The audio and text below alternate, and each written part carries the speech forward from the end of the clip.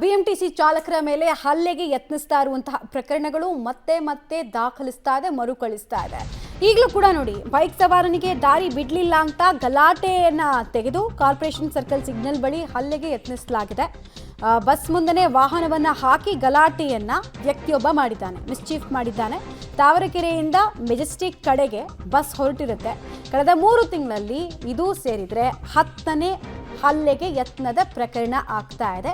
ಹೀಗಾಗಿ ಬಸ್ ಚಾಲಕರು ಹಾಗೂ ನಿರ್ವಾಹಕರಿಗೆ ಬಸ್ ತೆಗೆಯೋದೇ ಈಗ ಟೆನ್ಷನ್ಗೆ ಕಾರಣ ಆಗ್ತಾ ಇದೆ, ಢವಢವಕ್ಕೆ ಕಾರಣ ಆಗ್ತಾ ಇದೆ. ದೃಶ್ಯಾವಳಿಗಳನ್ನು ನೀವು ಗಮನಿಸ್ತಾ ಇದ್ದೀರಾ, ಬೈಕ್ ಸವಾರ ಹೇಗೆ ಕಿರಿಕ್ ತೆಗೆದಿದ್ದಾನೆ ಅಂತ.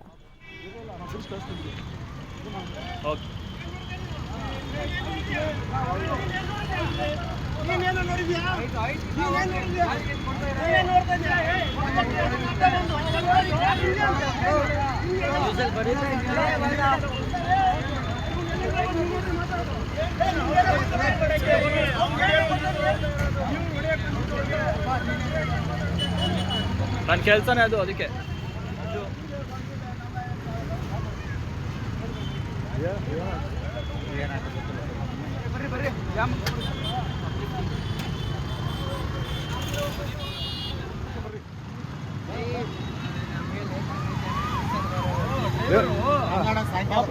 ಆ ಕಡೆಯಿಂದ ಹಿಂಗೆ ನುಗ್ಗಕ್ಕೆ ಬಂದ್ಬಿಟ್ಟು ಅಡ್ಡ ಬಂದ್ಬಿಟ್ಟಿದ್ದಾರೆ. ಕೇಳಿದ್ರೆ ಅವ್ನಿಗೆ ಹೊಡ್ಯಕ್ಕೆ ಹೋಗ್ತಾ ಇದ್ದಾನೆ ಅವನು.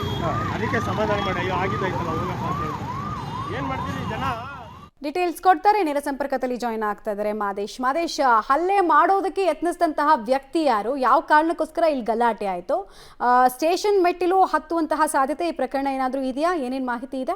ಮಮತಾ, ಇದು ನಿನ್ನೆ ಸಂಜೆ ಆಗಿರುವಂಥ ಘಟನೆ. ಅದು ಕೂಡ ಕಾರ್ಪೊರೇಷನ್ ಸರ್ಕಲ್ ಏನಿದೆ, ಈ ಸರ್ಕಲ್ನಲ್ಲಿ ಅಂದರೆ ಸರ್ಕಲ್ನಲ್ಲಿ ಕರ್ವ್ ಇದೆ, ಒಂದು ಕರ್ವ್ ಆದ ನಂತರವೇ ಸಿಗ್ನಲ್ ಇದೆ. ಆ ಸಿಗ್ನಲಲ್ಲಿ ನಿಲ್ಲುವಂಥ ಸಂದರ್ಭದಲ್ಲಿ ನನಗೆ ಅಡ್ಡ ಬಂದ ಬಸ್ನವನು ಅನ್ನೋ ಥರದ ಆಕ್ರೋಶವನ್ನು ಟೂ ವೀಲರ್ನವನು ತೆಗೆದಿರುವಂಥದ್ದು. ಟೂ ವೀಲರನ್ನು ನೇರವಾಗಿ ಆ ಬಸ್ನ ಮುಂದ್ಗಡೆ ತಂದು ನಿಲ್ಲಿಸಿ ಅವಾಚ್ಯ ಶಬ್ದಗಳಿಂದ ನಿಲ್ಲಿಸುವಂಥದ್ದು, ಬೈಯುವಂಥದ್ದು, ಈ ಥರದ ಕೆಲಸ ಮಾಡಿರುವಂಥದ್ದು. ಆ ಕಂಡಕ್ಟರ್ ಮತ್ತು ಡ್ರೈವರ್ ಇದ್ರು, ಅವರು ಕೂಡ ಪ್ರಯಾಣಿಕ ಅಂದರೆ ಏನು ಟೂ ವೀಲರ್ನವನಿದ್ದ ಅವನ ವಿರುದ್ಧ ಕೂಡ ಆಕ್ರೋಶವನ್ನು ವ್ಯಕ್ತಪಡಿಸ್ತಾ ಇದ್ರು.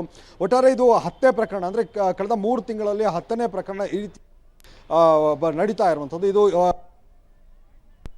ದೂರ ನೀಡುವಂಥದ್ದು ಅದ್ಯಾವುದು ಕೂಡ ಆಗಿಲ್ಲ. ಅಲ್ಲೇನು ಟ್ರಾಫಿಕ್ ಪೊಲೀಸರಿದ್ರು ಆ ಘಟನೆಯ ಅಂದರೆ ಅದೇನು ಹೀಟ್ ಆಗ್ತಾ ಇತ್ತು ಅದನ್ನು ತಿಳಿಗೊಳಿಸಿ ಎಲ್ಲರನ್ನೂ ಕೂಡ ಕಳಿಸುವಂತಹ ಕೆಲಸ ಮಾಡಿದ್ದಾರೆ. ಆದರೆ ಕಠಿಣ ಕ್ರಮದ ಎಚ್ಚರಿಕೆಯನ್ನು ಪೊಲೀಸ್ ಇಲಾಖೆಯವರು ಕೂಡ ಕೊಟ್ಟಿದ್ರು, ಜೊತೆಗೆ ರಾಮಲಿಂಗಾರೆಡ್ಡಿ ಅವರು ಕೂಡ, ಸಾರಿಗೆ ಸಚಿವರು ಅವರು ಕೂಡ ಕೊಟ್ಟಿದ್ರು. ತದನಂತರವೂ ಕೂಡ ಈ ಥರದ ಪ್ರಕರಣಗಳೇನಿದ್ದಾವೆ ಅವು ಮತ್ತೆ ಮತ್ತೆ ನಡೀತಾ ಇರುವಂಥದ್ದು. ಒಂದು ರೀತಿ ಏನು ಚಾಲಕರಾಗಿರ್ಬೋದು, ನಿರ್ವಾಹಕರಾಗಿರ್ಬೋದು, ಅವ್ರಿಗೂ ಕೂಡ ಒಂದು ಮಟ್ಟದ ಆತಂಕ.